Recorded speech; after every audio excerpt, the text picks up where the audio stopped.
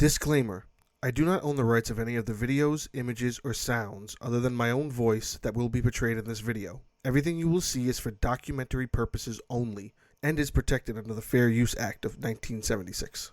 Hannibal Lecter is one of the most notable characters in horror film history. What makes him so unique is his ability to stand out with simple dialogue that is presented in a diabolic way. That, and not having a surreal gimmick that other horror icons, definitely sets him apart. There is a sense of humanity and realism with the character that makes him both appealing but also unsettling. The actor who most think of when they hear the name Hannibal Lecter is Anthony Hopkins. I ate his liver with some fava beans and a nice Chianti.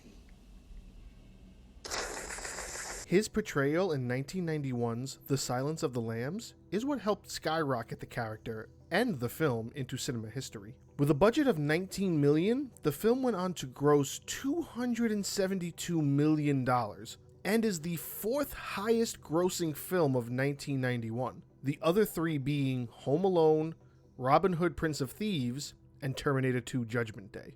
Though it is the first film that introduces us to everything we know today about the Hannibal character, it does not stop there. For those who don't know, Hannibal Lecter is a character from a novel series written by Thomas Harris. The first novel in the series was released in 1981, titled Red Dragon. The novel introduces us to Will Graham, a retired FBI agent who comes out of retirement to catch a serial killer who goes by the name the Tooth Fairy. Graham seeks the guidance of Hannibal Lecter, and he wants him to help them profile the Tooth Fairy so they can catch him.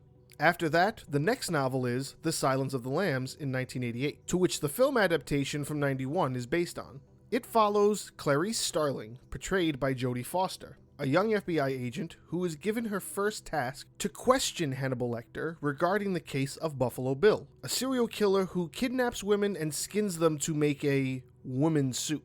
After that, the third novel in the series is released in 1999, Hannibal, to which the film adaptation is released in 2001, following the storyline of The Silence of the Lambs taking place several years after those events. Clarice, now portrayed by Julianne Moore, is now a special agent, but after an unsuccessful operation, her name has been disgraced.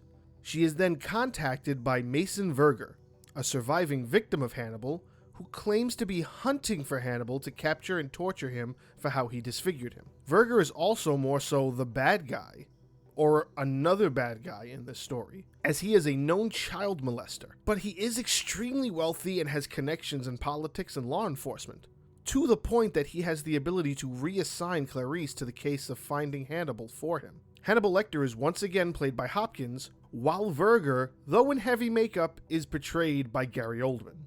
Then in 2002, an adaptation of Red Dragon is released, following in line with these films, with Anthony Hopkins returning and Edward Norton portraying Will Graham. The final novel of the series, Hannibal Rising, is released in 2006. It is a prequel to the rest of the series, telling the story of Hannibal Lecter as he grows up and becomes a serial killer. The film adaptation comes out in 2007, and it is the only film in this string of adaptations that does not see Anthony Hopkins in the role of Hannibal Lecter, since he is meant to be so much younger, and it takes place so many years before the events with Will Graham. And that's it. Harris has finished the novel series, all 4 books have been adapted into movies, the Hannibal Lecter character will live on in these films, as well as the successful NBC series Hannibal, which ran for 3 seasons from 2013 to 2015. There's also a Clarice series that had a short-lived run on CBS for 1 season in 2021. This is the Hannibal Lecter universe as we know it, right? Well, not so much. Die-hard fans may know this, but before The Silence of the Lambs established Hannibal Lecter as a horror icon, and before Anthony Hopkins would put the face to his infamy, there was a film released in 1986 called Manhunter. It has relatively poor reviews from the time it was released to more favored reviews as it is discovered more recently. At the time, it was also not financially successful. However, it is the first adaptation of the Hannibal Lecter series, and it's usually never included with the rest of them. The reason for that? Well, there's probably more than one. Manhunter is based on Red Dragon, following the story of Will Graham, portrayed by William Peterson, and the Tooth Fairy, played by Tom Noonan. The character of Hannibal Lecter is also portrayed in this film by none other than Brian Cox. One of the minor details that separates this film from the rest is the use of the name Hannibal Lecter, which for this film is spelt differently than its source material. This might have been a choice by the screenwriter and director, Michael Mann, as he has also said that the character of Hannibal Lecter is such a charismatic character that he wanted the audience almost not to get enough of him, which is why he kept the role in the film very brief. Cox has also stated that his portrayal of the character was more so in line with a serial killer named Peter Manuel from Scotland, who isn't known for being a cannibal as the Lecter character is known for. So some of these decisions might have led to the name change, a way to separate from the Lecter in the novels, hence separating it from the rest of the films. Michael Mann at this point was also known for writing and directing the 1983 film The Keep and Thief from 1981. He had a slight horror film background, but encountered many issues with pre-production for this film. He caught a lot of heat for changing the name from Red Dragon to Manhunter, but he had his reasons. The year prior, a film called Year of the Dragon was a huge flop, and he wanted to avoid being correlated with it at any point. Bruce Lee was a huge martial arts superstar. Most of his films incorporated the term dragon, and Red Dragon would not be a martial arts film, so he worried about encountering that issue as well. That might have also been the issue Year of the Dragon faced. But was the name change smart? Even Cox has said the name Manhunter was bland and cheesy, but they stuck with it. Some think Mann got the name from a review for the Red Dragon novel in the Washington Post, written by Stephen King. Mann got the director role after it was declined by David Lynch, famous writer and director of Eraserhead, The Elephant Man, and 1984's Dune. Lynch thought the story was violent and completely degenerate. Brian Cox wasn't even the first choice to portray Hannibal Lecter. Mann and the producers also considered Mandy Patinkin, famous for playing Inigo Montoya in The Princess Bride. Hello. My name is Inigo Montoya. You killed my father. Prepare to die. Brian Dennehy, who most may recognize as Big Tom from Tommy Boy. Hi, Dad. Tommy!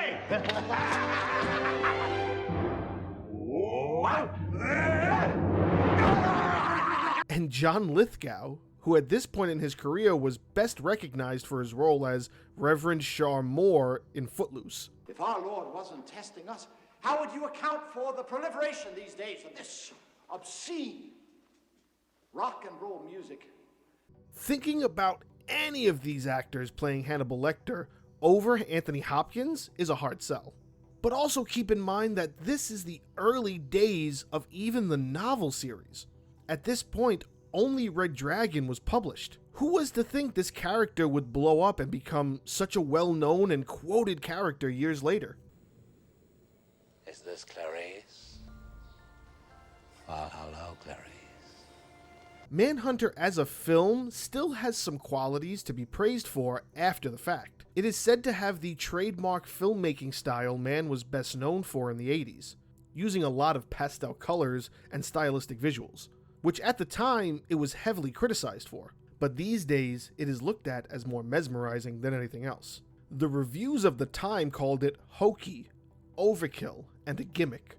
Reviewers today range from calling it dated to calling it the best of the Lecter series. Although they do say that it is considered a standalone film, as connecting it to the rest just doesn't fit. Manhunter itself has been noted as a source of inspiration to many films and television shows for its portrayal of forensic science as a tool in criminal investigation. Films like The Bone Collector, Fallen, and Seven are only some with these themes that have Manhunter to thank for setting the tone for what is considered the shift in pop culture image of the FBI agent. Series such as Profiler and The X-Files also have Manhunter to thank, but the most notable would have to be CSI, which would also feature William Peterson for 9 of its 15-season run.